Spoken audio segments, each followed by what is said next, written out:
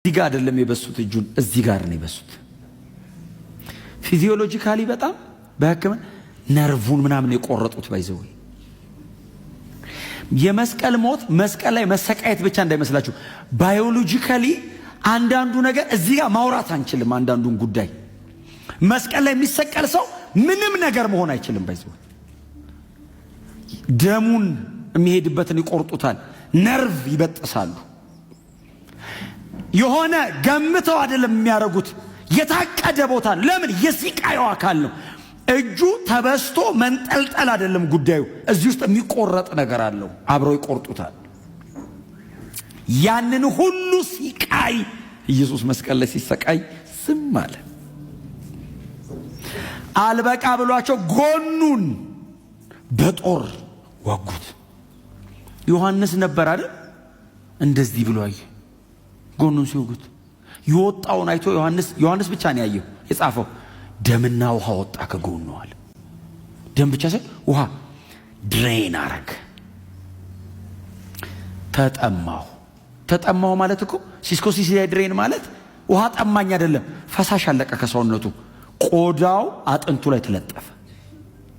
ምንም ፈሳሽ ሰውነቱ ውስጥ የለም፣ ሙልጭ አለ።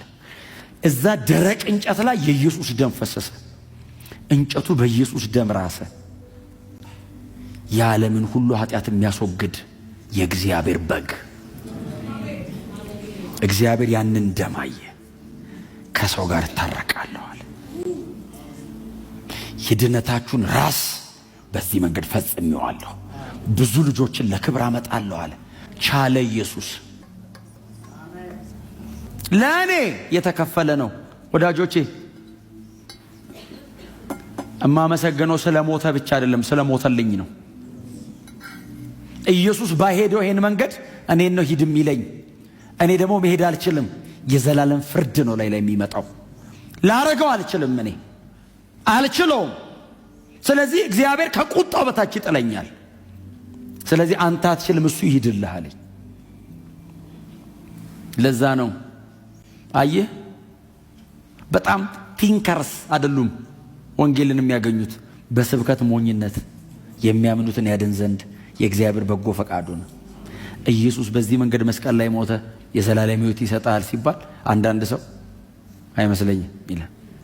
እሱ ስላልመሰለው ኢየሱስ በየዓመቱ አይሞትም። ከፈለገ መቀበል ነው። ካልሆነስ አምሶሪ እግዚአብሔር ልጁን በየዓመቱ አይገልም። የመጨረሻው ይሄ ነው። ድነት በእኔ በኩልና በእግዚአብሔር በኩል እኩል አይደለም። ይሄን ብዙ ጊዜ ነው የምናገረው እኔ። ድነት በእኔ በኩል ቅድም አላያችሁ? ሞተልኝ ስንል ኤክሳይትመንቱ እንዴት ኢንጆይ እንዴት እኔ መሆኑ ነው የማጣው። ለምን ሞተልኛ? አብስ በጀርባ በኩል ቆሞ ልጁን ሲያዩ አንድ ልጄን ይላል፣ አንድ ልጄን ከፈልኩ፣ በዚህ ጉዳይ አልደራደርም ይላል። ልጄን የገደልኩት ይላል።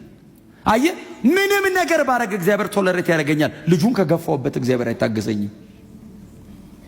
ልጄን ነው የሚለው። እግዚአብሔር የሚንገበገብለት ጉዳይ የልጁ የመስቀል ስራ ነው። ይንገበገባል። አብ ሴንሲቲቭ ነው። አብ እዛ ላይ በልጁ በኩል ከመጣ ያጸድቃል። ልጁንም ቢከልክ አይታገስም። ልጄን ነው አይ ይላል። በልጄ በኩል ካልሆነ ከቁጣዬ በታች ነው የሚል። በክርስቶስ በኩል የሆነውንስ ከየትኛውም ዘር ቢሆን እግዚአብሔር ይቀበለዋል። ማንም ቢሆን እግዚአብሔር ይቀበል። ልጅህን ካልከው አቤት ብሎ ይመጣል።